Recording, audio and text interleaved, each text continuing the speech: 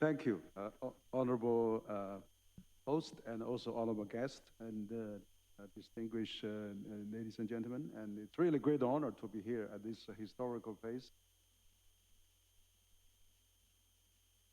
Really inspired and also very much encouraged to be in this great hall of historical significance and to meet our friends from all over the world. And I'm very excited to hear our previous distinguished speakers with a great opening of the dialogue we're having today. So I think the theme and dialogue between civilizations and global commons is really a great theme that we've been choosing to discuss. And I think we are living really a very challenging world, and we are living a very also fascinating world of speed development. So how can we really live peacefully and can really live in a sustainable development environment is a challenge now. And so I think the meeting that we're having today with all the great minds and people from around the world is really significant. I came from China. Center for China Globalization is a think tank established for the last 15 years. So we now become one of the top 100 think tanks in the world, ranked by University of Pennsylvania. And also we're the only think tank in China that has been granted special consultant status by the United Nations. So we're very privileged to be invited here.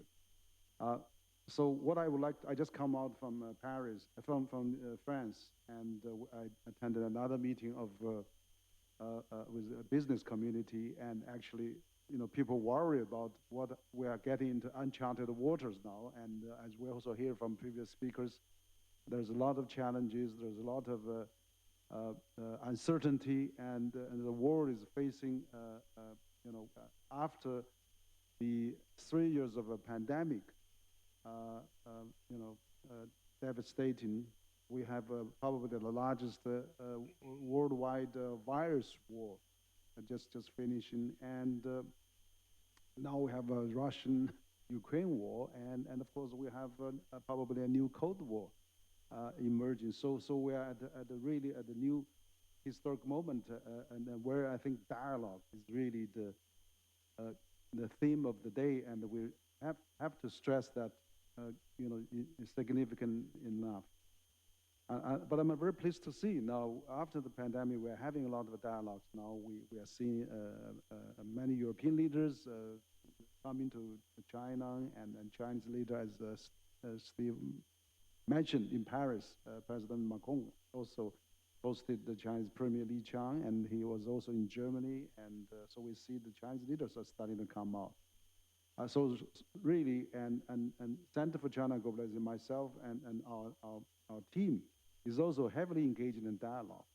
And in the last 3 years, mostly during the pandemic, we have been in dialogue with over 100, almost 100 global opinion leaders and scholars and statesmen and also thinkers and in all aspects. For example, we have a dialogue with Larry Summers of U.S., with Thomas Friedman, with Martin Wolf,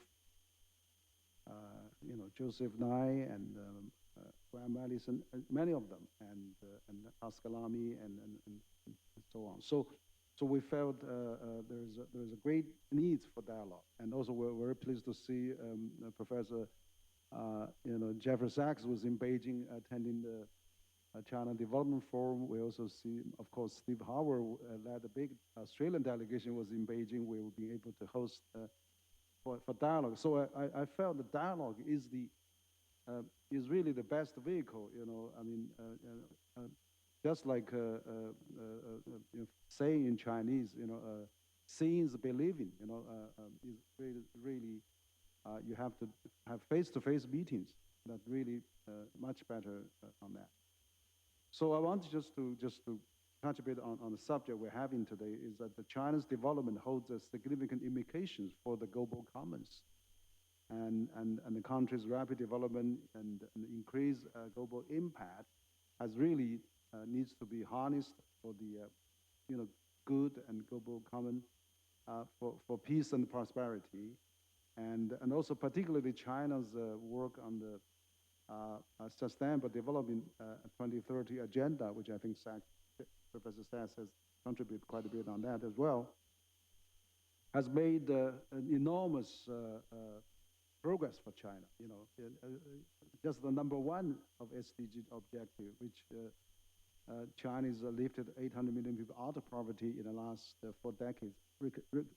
Represents 70% of global poverty reduction for that period, and 10 years have had a schedule achieving that. So this is really very significant. I think that China follows in these international United Nations guidelines, and that has really made a huge impact on China.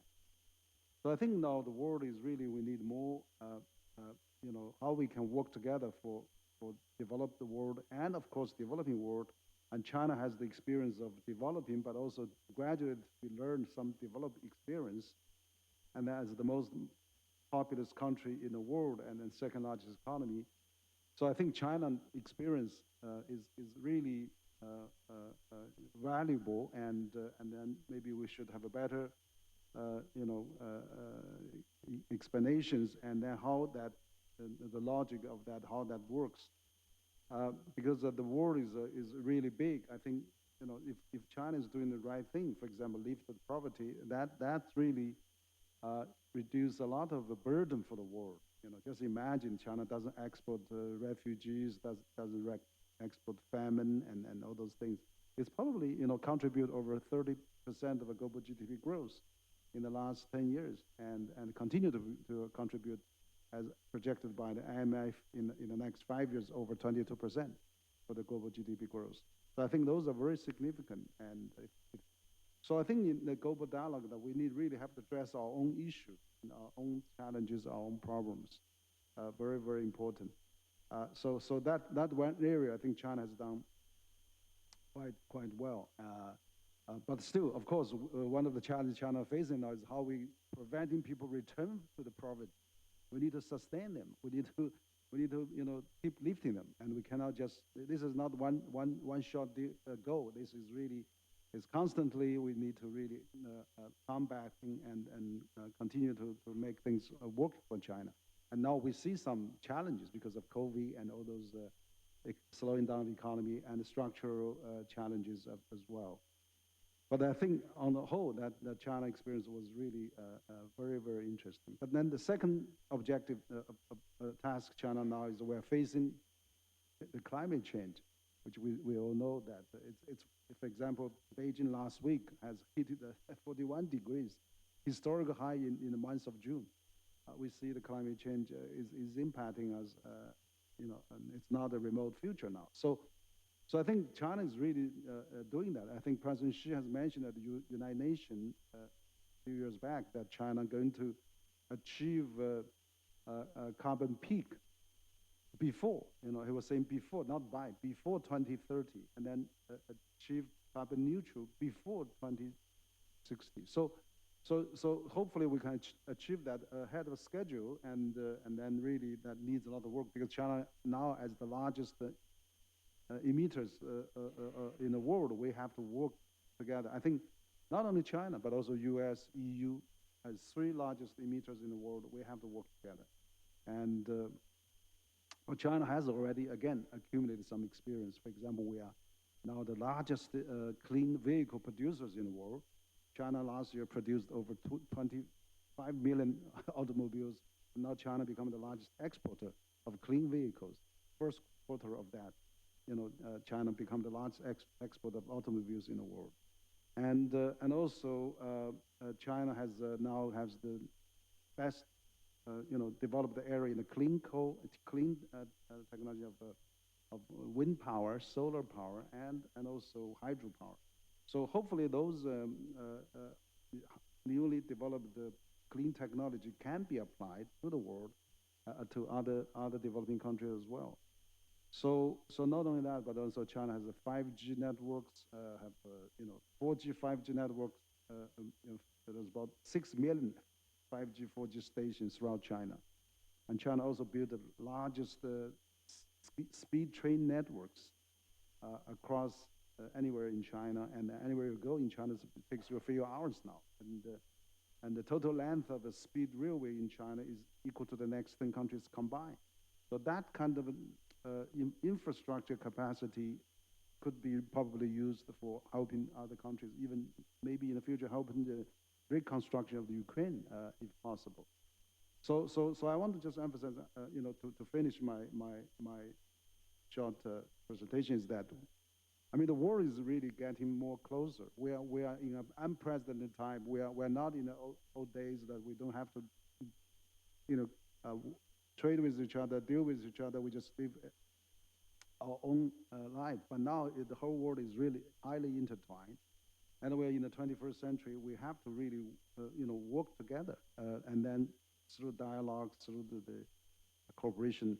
I think in that aspect, China, US, and EU as and Global South, we should really all work very much together, and then really to achieve the 17 sustainable goals of the United Nations has been outlined. So I really hope that the dialogue we're having today is going to be very stimulating. I can compare notes and can see how we are doing. And China has done some area with some experience, but still China has a long way to go. Even though China has built the largest education system, largest social security system, largest Medicare system, even though very primitive for its 1.4 billion people, but I think they are still embarking on the right direction, and that's where we need to also learn from other countries as well. I think the common good and the global common is, of course, I read in the text that there's a common prosperity. So just about 2 weeks ago, I invited 5 Nordic country ambassadors from Finland, Norway, Denmark, and also Sweden and Iceland. All the ambassadors come to CCG, and we compare notes, and they share their common prosperity experience, how they do the education, and how they do the how they levy the tax, and how they benefit the vulnerables, and all those experiences, which are very good experience for China to learn. And so the 5 ambassadors shared their experience of common prosperity. I think it's very, very stimulating as well. So I'm really here come to learn, and I really look forward to hear all of you, and thank you all again for having this opportunity. Thank you very much.